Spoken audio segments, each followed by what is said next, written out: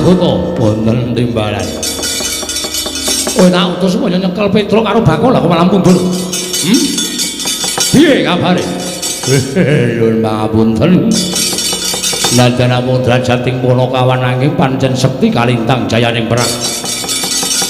Nyatanipun kula dipun gulung kalian Petro kandhong bolong kula semanggaken sinuwun gugu karepe dhewe. Manusmaning jajanan iblis lanat. Petro kandhong bolong. Kowe ngilani Maranata Mandura Prabu Baladewa. Kowe ngias Maranata Mandura Prabu Baladewa. Ora minggat tak glandang nenggala jeblok ketemu barat.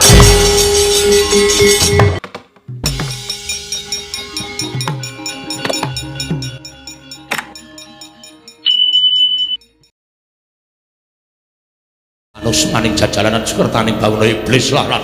Alah dalah. Lah kok dadi Bagong ucape drewili kaya grojokan nyerwete kaya betes semono pategalan. Wah, langap-langap ucape nang ngarepe Kyai Prabu Darma Kusuma ngina karo Kyai Prabu Darawati parat. Terus gentenan terus. Gentenan piye? Wong sing muni-muni kok sing kudu wani nanggung perkarane. Wah, cilaka iki asem iki. Waduh. Dewe senengane ora gagas kok. Neng kene neng sapa iki ora gagas. Kowe ket mau tak bandemi krikil iki mergo aku arep ngandani nek ning kene ana Silun Mandura. Urang gedhe.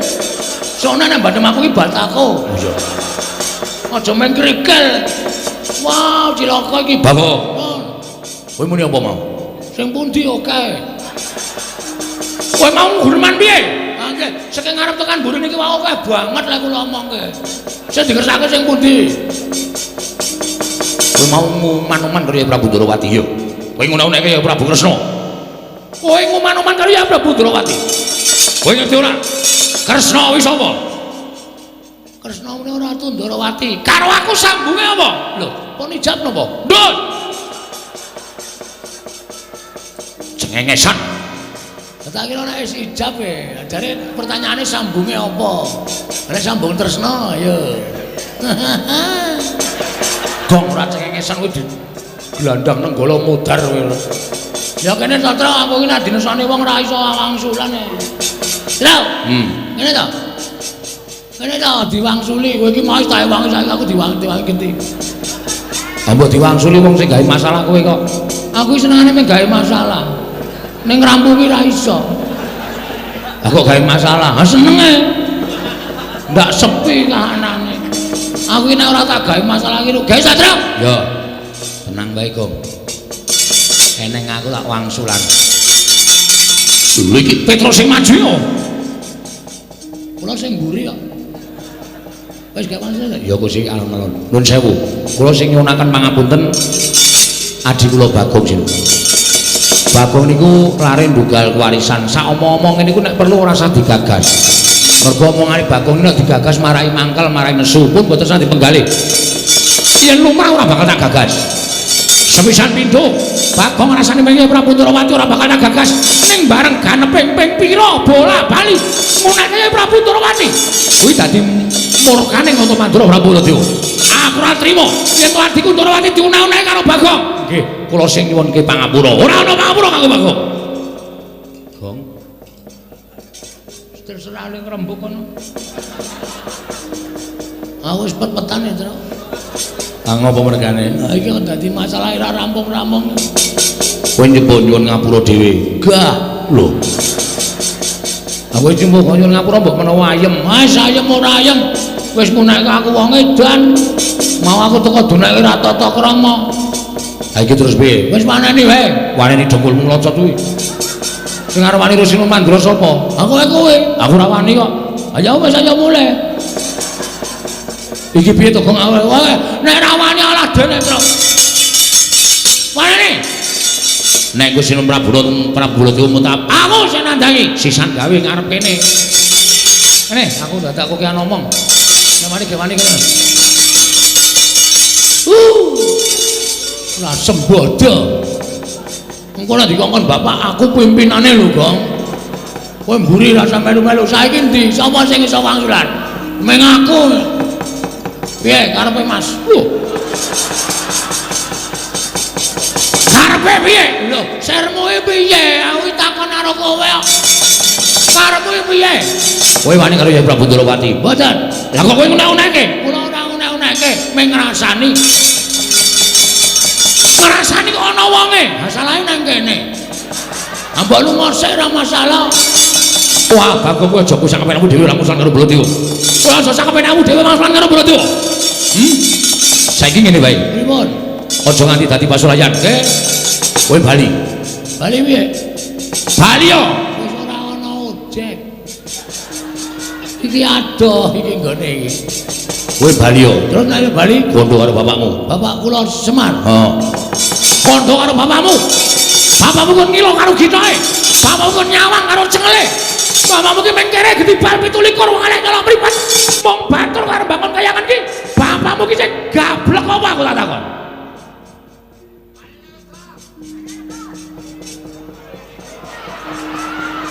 Gong. Ngapa? Kowe iki ngopo ya mentanteng barang iki? Nek ora wani rasa cerewet. Bapak lho truk iki. Iki sing duneke bapak. Bapak ki tak sembah. Bapak loro tak presake. Tak tirai tak gawake intip. Men bapak ki aja nganti kena apa-apa. Saiki bapak dunek-uneke. Ora semangkean kowe bol. Wah. Bol piye? Jenengmu Baladewa kon ngundang apa? Jeneng Baladewa kok ora gelem diundang bol, kon ngundang Ambeyen. Wes. Bagong kurang ajar tenan. Wes meneng tro, nek ora wani metu sana. Ana metu sana aku tak metu keri. Aku nek marem tak metu. Saidan. Ngene Mas, kowe aja suya-suya karo bapak. Kowe nguneke bapak wong kene gedibal 17 wong elek nyolong mripat. Bapakku mung batur. Nyatane ngono. Kuwi disawang saka ngendi? Aja ngawur kowe. Bapak ki nek disawang lahir pancen kere. Pancen gedibal 17 wong elek nyolong mripat. Ning batin bapak kae dewa. Kae Sang Hyang Ismanta. Salah, ha? Ismaya. Ismaya apa Ismanta? Ismaya. Kowe ning KTP ki Ismanta. Kuwi sing salah sing nyatet KTP. Ora positif wae takonane Semar. Kae Sang Hyang Ismaya to? Ismaya. Kae kangane Bathara Guru bol. Kowe iki nek piknik pol-pole arep nganggo derajat pangkat, arep kowe pol-pole nganggo kaya ngono kuwi. Kowe iki nganggo mekutha, nganggo sandangan sarwa apik pol. Kowe nek piknik ming nang mall, ya ta? Aku nek piknik iki pendak minggu nang kayangan. Aku nang ngene omku. Lho, om sapa? Om guru. Wong kaya adine bapak. Kowe aja ngece karo bapak ditonton saka batin kaya ngono. Saiki aku tak takon karo kowe, Mas. Tak takon karo kowe. Kok dadi kowe kok seneng-menang karo aku ki maksudmu piye to? Kok kowe seneng-menang karo Bagong, ha? Bareng kowe saiki wis isto ketekan kentukan derajat pangkat, kowe karo wong kawula cilik ngene iki ngidak-idak sampe nakmu dhewe. Mbok kowe eling, kowe mbiyen ki aku sing dadi tim suksesmu. Kowe sapa ning omahku Bagong? Kowe nek ngentuke swara 40. Kene iki tak gawe toilet. Saiki kelakon apa? Ora, seprene aku ya mung mancik watu. Karo kena banyu sithik-sithik kae. Nyes. Jijik kok ora. Aku mung nagih Baladewa. Kene iki acor, kene kita aspal. Wah, kowe ini arep magang. Janjimu muluk kaya dara kekalangan. Ning bareng dadi mlenyek ora ana gunane. Tur kowe aja ngece karo kawula kaya ngene iki. Dume sampean duwe derajat pangkat, dume sampean duwe kelungguhan. Kowe ngece karo para kawula kaya Bagong ngene iki. Aku njaluk wektu sak jam, tak nglumpuhke kawula. Kowe tak demo jengkelang kowe bol. Akon piye?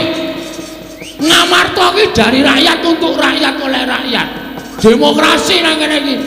Kekuasaan sepenuhnya iki di tangan rakyat. Sinuwun Darmakusuma mula tak jak salaman, kuwi ora nesu mergo dhek ngerti aku lebih tinggi derajatnya dibanding dia.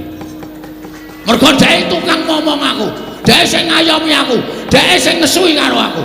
Aku juragane. Ah, ora ketap-ketip kowe. Kowe ngejak dialog mungsuh S2 ngrekoso kowe. S2. SD ora tau lulus kok. Pirang tahun SD kon? 8 tahun. SD nunggak ping pindho lho. Aku jepret gurune. Oh. Kurang ajar ayo gurune mureng-mureng. Ora seru kok. Minta tarik tik ngono ta. Ya ora kurang ajar iki. SD kok wis wani jepret gurune. Diajari Semar ya mbiyen. Diajari Semar ora. Ayo Mawang Sulan. Lan iki sampean ngejan apa? Wah, manuswane jajalan. Kowe saya ngene Maranata Mandur Prabu Baladewa. Saya ngias Maranata Mandur Prabu Baladewa beto. Ayo, neng kene tak gawe sayembara. Sayembara napa? Sapa sing cilik gedene sing kuwi kadhetene Baladewa nang boyo pustaka Jawa Manjiman Mojoto. Piye kuwi le omong kowe? Ala tak balen sesane menjadi jalan Baladewa. Balon-alon wektune isih sak jam kok. Isih sewengi kok. Sapa sing cilik gedene sing kuwi kadhetene Baladewa? Menang boyong pustaka Jawa Manjiman Mojoto. Tro? Aku ditantang itu. Wani ora? Jujur wae nek omongan wani aku. Nek gelut jujur wae. Ora wani. Ora wani kok dadak drangap-drangap ucape. Nek sampean nantang karo aku, oke, ora masalah. Semono gua aku, Mas. Semono gua aku. Kowe iso gawe bali Bagong, nek iso nglangkai kuandane Petro.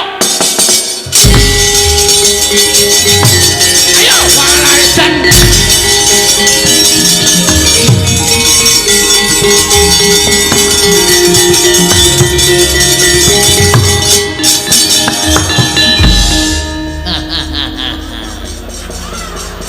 Mungsuh wong cerdik. Wong edan Bagong. Tak kira nek wani tenan jebul kakangne sing didu. Men ndak meng ketengok. Petro niku napa-napa dikuasai. Wau disangoni Semar ya sing gawa Petro. Dhek jajan ya kula ming turan. Ora tak patekke. Ya iya lah saiki karepmu piye? Pokoke sinuwun ajeng maringake sinten kemawon monggo ning gandeng niku wis dadi gegeran kaya ngeten. Ngibarate kaya dene kriwikan dadi grojokan. Petro wis entuk mungsuh. Jane sing kula incer dudu Prabu Baladewa.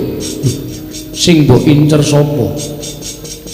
Petro niku kakang kula, Baladewa kakang Kresna.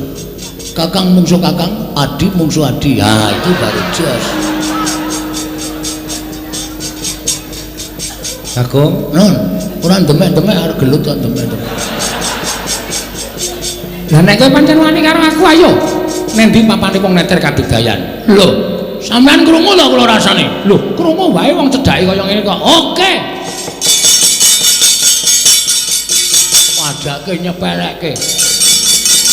Koko Prabu kuwi wong getapan, aku ki wong sareh. Aku ora tau iso nesu karo para Panakawan. Ning iki kudu nesu. Iki wis gegeran kok. Lah terus Petro mungsuh Prabu Baladewa, sampean kudu mungsuh aku. Nek kowe mungsuh aku ora imbang, aku ditambahi watu. Ora omongan karo kowe kok marahi mangkel to. Mangkel ning seneng to? Mbah. Ayo. Ada. Ayo to, nek guyu ki rasa larang-larang wong edan. Gene guyu. Nek kowe mungsuh aku kowe kalah, sing kandha sapa? Hah? Lho, aku duwe pusaka. Oh iya ya. Senjata Cakra tak tamani senjata Cakra mati. Kowe sadurunge namani senjata Cakra, tak babet nganggo bendho mati. Aku ora iso mati. Weh, sing ngomong sapa? Aku ki ora iso mati. Kok iso? Aku nggawa Sekar Wijaya Kesuma kuwi panguripane wong mati ning durung winanci. Aku nggawa Sekar Wijaya Kesuma dipateni ora iso mati. Oh iya, terus kowe tak tibani senjata Cakra dies. Lho mati. Iya, terus sampean nggawa Sekar to? Iya, aku duripke. Lho ora. Lho kok ora duripke? Lho mungsuh kok kon uripke iki piye? Mungsuh mati ya wis ora dadak rasa dadak diuripke. Wah, cilaka iki. Lah wis rasa perang. Lah piye sida ora? Ora wae, aku ora iso urip kok. Aku ora dungkuli kembang kowe uripe angel. Arep wis dioyok-oyok ra gelem urip. Wis rasa wae. Malah rugi. Tiwas mungsuhe mempeng kene ra urip wae. Baul. Ora iso ngapa-ngapa pisan. Bagong aja edan, aja kaya bocah cilik. Nuwun sewu sinuwun. Kula nyuwun pamit nggih sinuwun. Arep menyang endi? Ngelekke Petruk. Sinuwun Mandura menika juragan kula. Menika pepundhen kula niki wau jane tak kira gojek jebul tenanan. Kula nyuwun pamit kula tak medal jawi. Ngelekke kalih Petruk aja nganti wani karo Sinuwun Prabu Mandura. Iya Bagong aja kaya bocah cilik. Nggih matur sembah Sinuwun Darawati nyuwun pamunten nggih ping gojek. Ora apa-apa Bagong. Aku ngerti watakmu nggih. Wis kana ndang metu. Nggih nyuwun pamit nggih. Iya sing ati-ati. Darawati nyuwun pamit nggih. Iya sing ati-ati Bagong. Darawati Janaka nyuwun pamit. Iya Bagong sing ati-ati. Darawati kula sedaya nyuwun pamit nggih, Den. Iya Bagong sing ati-ati. Iya Bagong sing ati-ati. Aku balise ya, Mah. Atus-atus aman. Nomor WA-mu isih sing gitu. Tasih. Engko tak ping. Iya. Ngoten mawon nggih sinuwun. Iya Bagong. Nggih. Soale Petro niku kandhan-kandhanane angel tenan. Petro niku siji wonge gampang nesu. Mbok bener mbok luput mesti nesuhan niku lho kula sing marahi ora jenak nek ngejak Petro nang ndi-ndi. Iki wau jenengan nggih prisa piyambak to karo Prabu Baladewa kok wani Petro niku ora jajal. Iya Bagong nggih. Mula nek mboten kula elekke ndak ora mendho. Iya. Mergo Petro niku sing diudeni ming siji. Sapa? Kula. Iya. Monggo nek tak kula kene, "Truk, ora kaya ngono." Mesti mandeg. Iya Bagong nggih. Para iya. Pun nggih, Den. Iya sing ati-ati. Pun nggih, Den. Iya sing ati-ati. Pun nggih, Den. Iya sing ati-ati. Dorong pamit. Iya sing ati-ati, iya sing ati-ati Bagong.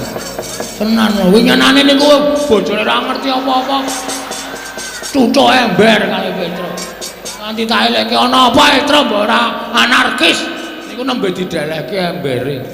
Lah kaya ngono ki mengko entuk hukum saka Praja Ngamarta Bagong. Lah mungkin nek wonten sing ngono ora malah kewirangan to. Iya. Pun nggih ngoten mawon mung ngabari kok niki wae. Iya. Ampun ngantos enten napa-napa. Iya, Pak. Sareng pareng-pareng. Priye, Den? Iya. Priye, Gus? Iya. Dara? Iya, iya. Priye, Den? Iya, Bagong, iya. Kapan kae? Kapan? Boten sida, Dik. Nggih, Dik. Tanggane tuku lemari es. Petro nesu. Lemarine dibuang jaba. Jare dikira ngiming-imingi. Wah, jan. Mbok kowe terus sakulae doyan iwak wedhus niku lho.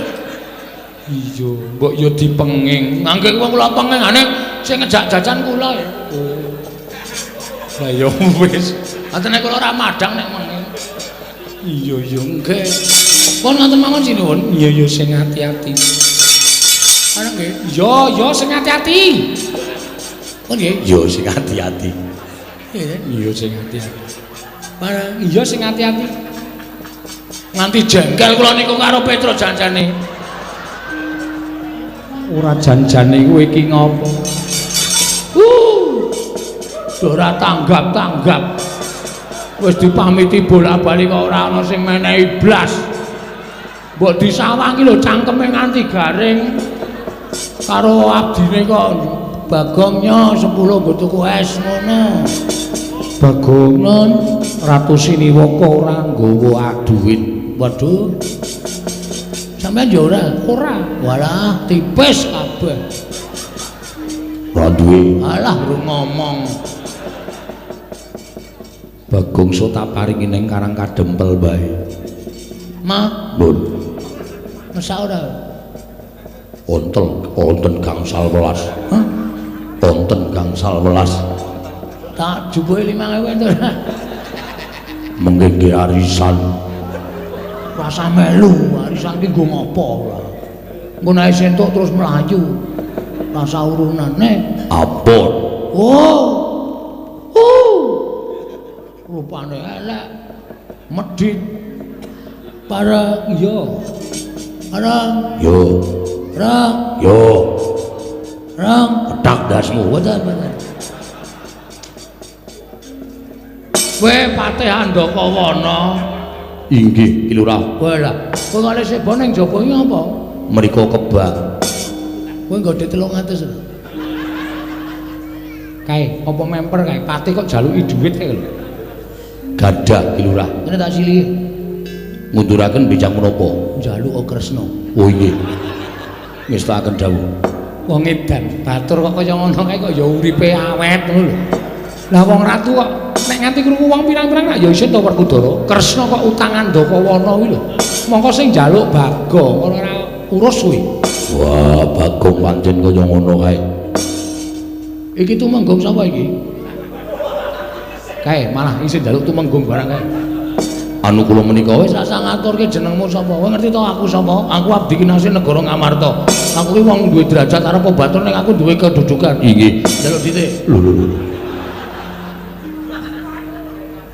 namung wonten 50 terus kene 50 ora masalah sing penting namun dadi tumenggung lancar ya nggih ngunduraken bijang menapa njaluk Werkudara oh nggih ngestakaken dawuh wah becek dase buang perkara Yayi boten paring ngadawu Pilanana kula nyuwun pamit amenggak kamurkanipun Koko Prabu Baladewa Koko Prabu ing ngatos-atos mugi-mugi negari Ngamarta mboten wonten lampahan menapa-menapa Prabu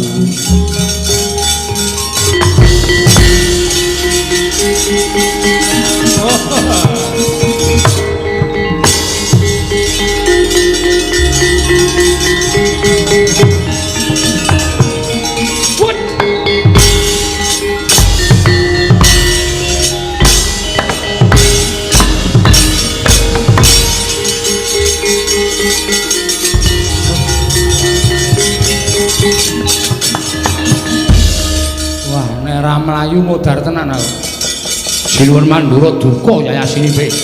Wis terus kantong bolong ora minggat. Saka negara Ngamarta glandang negara jeblok wetengmu. Terus tangane mak biar. Kaya nyekeli kembang api kae ora pangling Kyai Nenggala. Melayu sifat kuping. Wis mbuh bakul apa-apa tabraki kabeh. Ini ora mulih ning nggone bapak, Pak. Ngaturaken ketiwasan, Pak. Wah, kula semanggaken ndak. Bagong. Aduh. Aku kok yo lali nek nggawa adikku to ya. Lah ku mlayu banter banget. Monggo Bagong kae nek mlayu pupune gathuk. Suasane mak kok. Mati le. Oleh balik kesuwen Sinuwun Mandura wis gawa Nenggala iki Bagong barang melu slira-sliri nang kene nyus pecah sirahmu lho Gong selamat kowe aku ngojek ya wah ngojek kowe asem kowe aku sogah melu tro nek carane ngono kuwi kowe iki nek ngejak wong ki kelingan micaki Sinuwun Mandura Petra ora minggat klepat aku bingung aku Prabu Baladewa cedak ana tukang ojek langsung tak cengklak lari Mas kono ya langsung gas weng aku ningok ngiwanengan kok rindih banget iki bul montore Yamaha 75 suarane tok le banter mlakune 20 nganti diselip Baladewa lho lho Ndara Baladewa nyelip ojekmu wah aku ora ngerti aku kurdung bagor e dadi kaya numpangke wedhus aku nang sunene ngejawang ki kelingan terus ya ora yo ngapura arek yo wis yo mulih yo mulih piye mulih lapor bapakne ora entuk gawe terus nang perkara Baladewa nggawa Nenggala kowe wedi ha mestine wedi Nenggala ki pusaka kadewatan pusaka ampuh ki lho wong nek ora tau ndelok critane para ulama, critane para pinter. Pusaka ki ampuh saka kareping sing gawe urip. Pusaka ana dayane saka kersane sing gawe urip. Kowe ngerti ra? Tau dicritani nang sekolahan ora? Apa kowe suwi to ning gone Pak Kyai dicritani ta ora? Apapun sing dumadi ning donya iki eneng dayane apa wae kuwi saka kersaning sing kuwasa, saka kersaning sing gawe urip. Contone nalika Nabi Musa doyak-oyak tentara arep dipateni jaman semono entuk firman saka Gusti Allah, Musa tongkat kuwi sabetno Laut Merah, disabetke dadi belah. Kuwi mergo saka kersaning sing gawe urip. Isa lho truk nenggala kae, kowe maju metuki nenggala terus Gusti sing akhire jagat Baladewa kok pakartine sak ngisore dramaan, Baladewa pakartine elek. Nenggala ilang dayane, cocoke kowe ora apa-apa. Lho ora gleleng ora. Saya mulai bae. Aku ora percaya cangkemmu. Ngayal wae. Lah nek pancen kowe wani maju, aku ora ana masalah ora Baladewa. Aku ora ana masalah ora Baladewa. Lah mau padu ning kedaton mau padu apa? Lho, aku kan nantang. Kowe iso nglangkahi bathange Petruk. Kan ora muni bathangku. Ha ta? Lah aku kan ora nantang. Aku kan mlayu. Kok sago? Iya ya. Iya. Aku kan ora ana masalah. Sing ana masalah kowe kejaba nek Baladewa sumbar. Bagong ora bali. Jojo nenggala, ora mlayu aku. Langsung tak ungalke dadaku. Kowe golek aku ya, aku tak ngono. Nyok jojo nenggala. Ora muni Bagong. Sing diancam Petruk. Petruk iki apa aku? Aku. Akene. Ana tandangi. Engko nek Gusti wis njabut kampu iki Kyai Nenggala, ditamake kowe ora apa-apa. Aku ora percaya omonganmu. Kowe iki nek omong ngono kuwi kok nek aku ketaman mati tenan, kowe seneng-seneng. Terus, kowe iki kakangku kok aku seneng-seneng ki nare piye to? Lah iso wae kowe seneng-seneng. Ora. Ning aku njaluk kowe aja mundur. Isih naon-nae mundur. Oke. Wis alakonane mati ya men. Nah ngono. Wong kowe urip yo doyak-oyak banglet cete kok. Ah iya. Esuk 2000, awan 2000, sore 2000. Sedina pirang-pirang ewu ming go mbayari. Aku iki ciduk kowe kredit. Angkara-angkara didit kok ya wis men. Goleki gaman. Oke. Manut apa aku? Manut kowe. Bendo. Kita jileke bakul degane ya sakarepmu. Kurang gayeng kita iku. Wis iki wae gayeng ya. Gawane.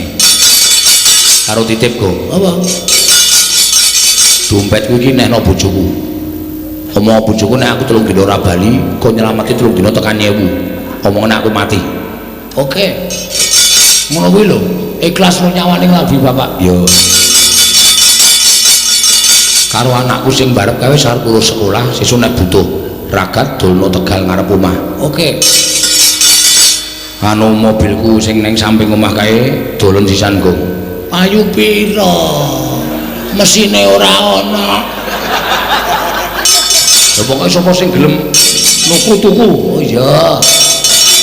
Lho kae kan ra ono bane mek ditumpangke watu to, Truk. Pokoke nek golek ragangan. Oh iya. Ya wis. Karo apa jenenge pitikku sing akeh banget petelur kae sing aku ternak kae dobani ya kok. Heeh. Kowe ya sok nilai to? Heeh. Berarti nek esuk-esuk nang kandang kan nilai ndok to? Lah iya. Duleki keok keok keok arep ngendok. Sesuk aku berarti ganti pekerjaanmu. Heeh. Dulekane oh nek aja jempol mati pitike, nggo jenthik sing pas. Keok ngono. Nek nggo jempol keok. Mudar ndok ora iso metu. Ya. Wis tak mangkat kok. Sik. Ana wis tak titipke. Heeh. Omah dititipke sisa. Terus liyane wis. Sik Truk karo tak goleki orang-orang kok tiba ning pangkonku. Medeni ya. Terus liyane ora. Engko nek kowe lali lho. Engko kowe mati, lali ra weling apa-apa dadi memedi. Ora usah dipikir wena-wena. Ya. Sapa sing ngurung? Wis kabeh kok. Deleng-eleng. Sapa? Bojomu? Titipke kuwi sisan. Mbangane kliya. Rondo ki ngrekoso lho, Tru. Kan tak openi ra masalah. Oh, ngerti aku ajine kowe seneng suwe to kowe. Ha ta. Anakmu sing barbar anakku. Oh, setan ya ora. Lho kok rupane beda. Ae tak opek kae wis. Karo aku 3 sasi kok. Wis ben rapopo aku sing ketoko komanan 6 sasi kok. Edan ora. Amot surung rata, jauh rata imbang yen padha padha.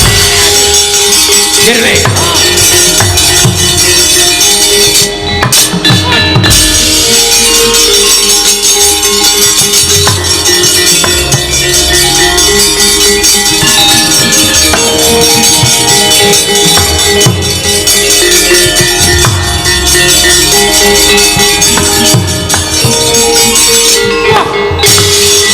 Mari cacaran tepet. Lho. Lah iki Petro kok nggawa bendho iki lho. Surasa dadak kok kan gunung tanpa gunung. Ayo iki Petro Kanthong Bala. Iki Nenggala iki pamunaing satu sekti. Samake gunung Jugruk Sekurasat. Iki Kyai Nenggala Pusaka Kadewanan. Wis ki tau nggo nyolong gori ping 3 ra konangan. Iki apa kuwi sing apa mati dening aku.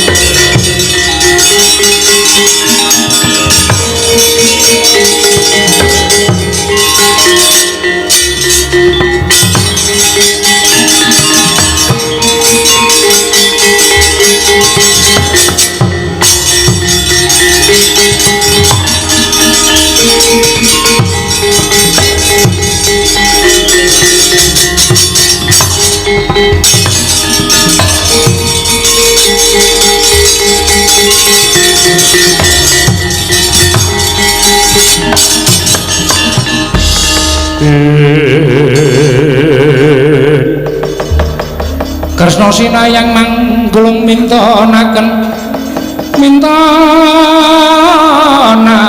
dewe kramanira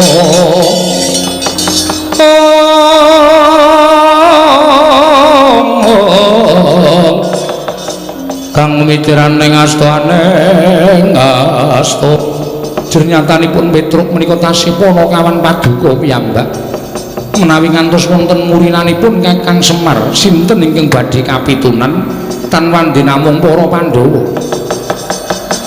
Kula nyuwun pangapunten Yayi boten saged amambengi kamurkanipun Koko Prabu Pandura. Lajeng kepareng paduka sakmangke kados pundi kula aturi tanggel jawab lampanipun Petruk Kanthong Bala. Sakmenika ngaten kemawon. Menawi pustaka Jamus Lima Sada kaparingaken dhateng kula tumunten kula boyong wonten Garindrawati.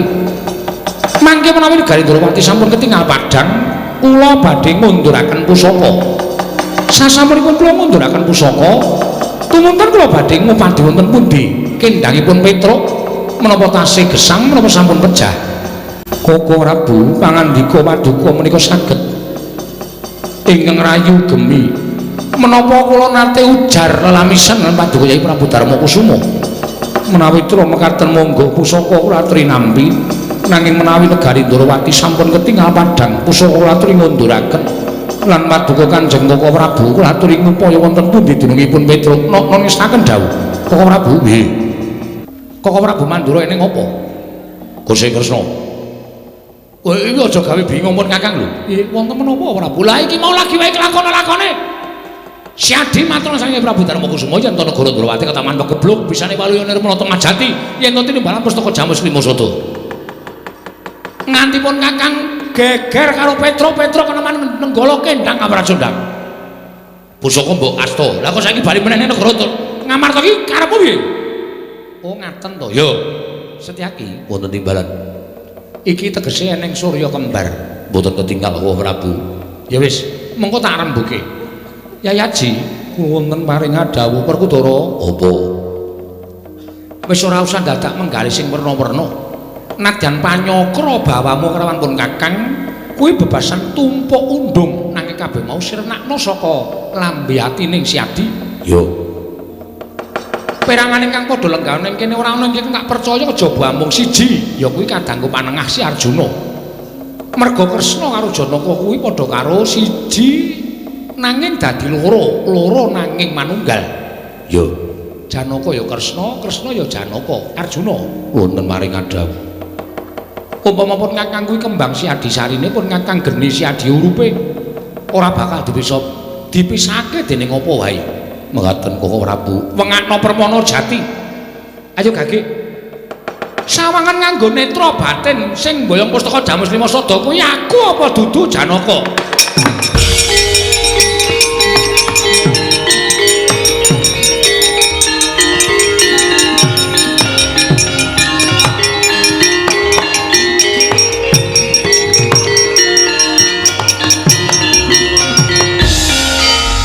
Koko Prabu.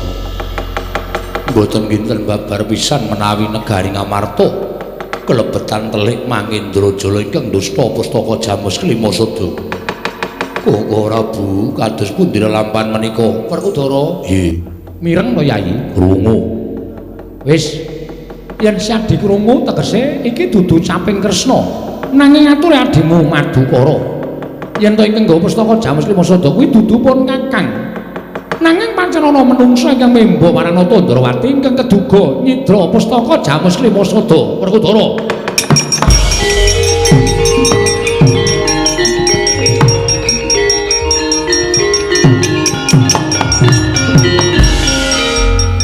Werkudara wingkon wuta. Apa sing tak sawang ya kuwi sing tak percaya, monggo sing tak sawang boyong wujuding pustaka Jamus Lima Sada. Wujude Kresna kakangku. Perkara kowe arep aling-aling nganggo ucape Janaka mangsa borok. Yen kowe ora iso balekke pustaka Jamus Lima Sada, aja ngaku kadang tuane Werkudara.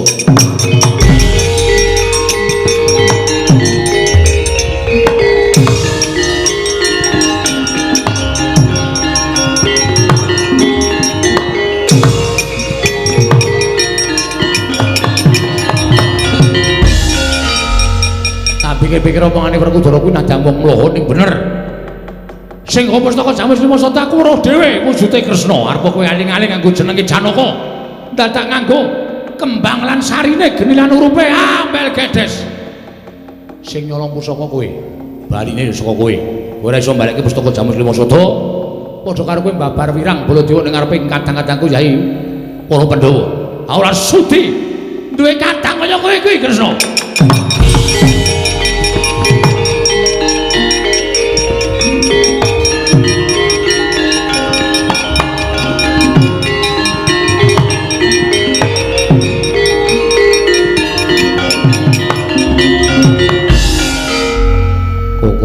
Kados pundi? Setyaki wonten dawuh. Mung kari kowe lho. Barengipun kowe ngunek-unekke sisan ora? Mboten lho, Prabu. Ayo to, mumpung ana kalodhangan. Mboten, panjenengan punden kula. Setyaki tunggune negara Ngamarta. Lho nggih. Arjuna wonten dawuh. Ayo melu pun Kakang.